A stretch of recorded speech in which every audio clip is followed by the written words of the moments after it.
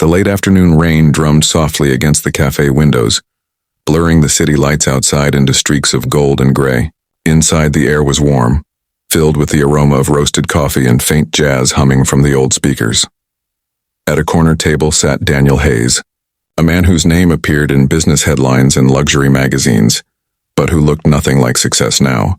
His expensive navy suit was neatly pressed, his tie perfectly straight, yet his posture told a story of exhaustion. He sat alone, stirring a cup of black coffee that had gone cold an hour ago. To anyone else, he looked calm, maybe thoughtful, but inside Daniel felt hollow. The power, the millions, the penthouse overlooking the skyline, none of it filled the ache that came from losing his wife Amelia a year ago. They had always come to this little cafe on Fridays. She used to tease him for ordering the same bitter coffee every time. "You're a billionaire," she'd laugh, "and you still drink mud." Now he came alone, not for the coffee, but to sit in the place where her laughter once lived. The world saw him as untouchable. But here in this small cafe, he was just a man haunted by silence. Then the bell above the door jingled. A small girl, no older than 6, skipped in, her pink rain boots splashing against the tiles. Her curly hair was half damp, a stuffed rabbit clutched in one hand. Behind her, her mother tried to juggle a wet umbrella and a bag of groceries, glancing toward the counter to order. The girl's wide eyes wandered curiously around the cafe until they landed on him. Daniel hadn't noticed her. He was staring out the window, lost somewhere far away. The little girl tilted her head, studying him. Then, with a small frown, she walked straight across the cafe, the rabbit bouncing in her hand. Stopping beside his table, she looked up and asked softly, "Are you okay, sir?" Daniel blinked, startled. "What?" "You look sad," she said simply. "My mommy says when someone looks sad, you should ask them if they're okay." The words caught him off guard, disarming in their innocence.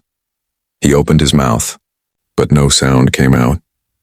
He had been asked thousands of questions in his life, glared about deals, stocks, profits, but never that one. He swallowed. "I guess. I'm just tired." The girl frowned. "When I'm tired, Mommy gives me cookies. It always helps." For the first time in months, Daniel felt the corner of his mouth twitch into something almost like a smile. "Cookies, huh?" She nodded seriously. "Chocolate chip ones. They make people happy." Before he could say anything else, her mother hurried over, mortified. "Oh my goodness, I'm so sorry. Sweetheart, you can't just bother people like that." "It's okay," Daniel said, raising a hand gently. "She's not bothering me." Her mother hesitated, recognizing the kindness in his tone. The little girl beamed up at him. "See, Mommy? He's okay now." Daniel chuckled, and in that small, quiet laugh, something inside him cracked open. He didn't know her name. He didn't know why this small stranger had spoken to him. But for the first time in a long, long while, the silence in his chest didn't hurt as much. A week later, the same cafe glowed in the soft morning light. The staff had grown used to Daniel, the quiet man who always sat alone. But today, something was different. On the table beside his coffee cup was a small plate with 2 chocolate chip cookies. He didn't know if the little girl would come again, but he hoped she would. And just as he was about to leave, the door chimed. The same child ran in, tugging her mother's hand excitedly. "Mommy, it's the man from last time." Her mother blushed, whispering, "Sweetheart, he's busy." Daniel stood, smiling genuinely this time. "Actually, I was hoping you'd come back." The little girl's eyes widened. "You were?" He nodded and gestured to the cookies. "I got your favorite." "You were right, they really do make people happy." She gasped and clapped her hands. "You tried them?" Her mother hesitated, but Daniel motioned toward the seats. "Please join me. I could use some company." They sat down together, the powerful CEO and the little girl with her rabbit. The mother, Claire, was polite but guarded at first. She told him she worked part-time at the flower shop nearby, raising her daughter alone.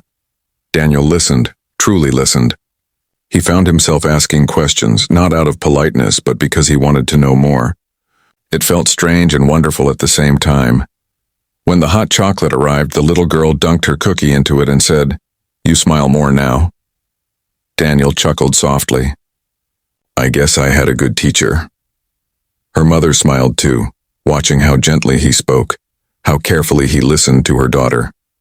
He didn't seem like the cold businessman people whispered about in the news. When it was time for them to go, Daniel paid the bill quietly. Claire protested, but he said, "Please, let me. I owe her a cookie debt." The little girl giggled and hugged him before leaving. "Bye, Mr. Daniel."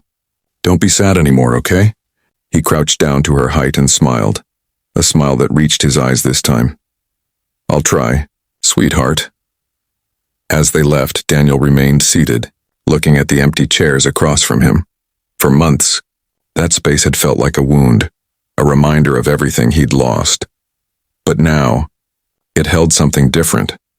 A small voice, a kind smile, a reason to look forward to tomorrow. And as the rain began to fall again outside, Daniel Hayes, the lonely CEO, took another sip of coffee. And for the first time in a year, it didn't taste bitter.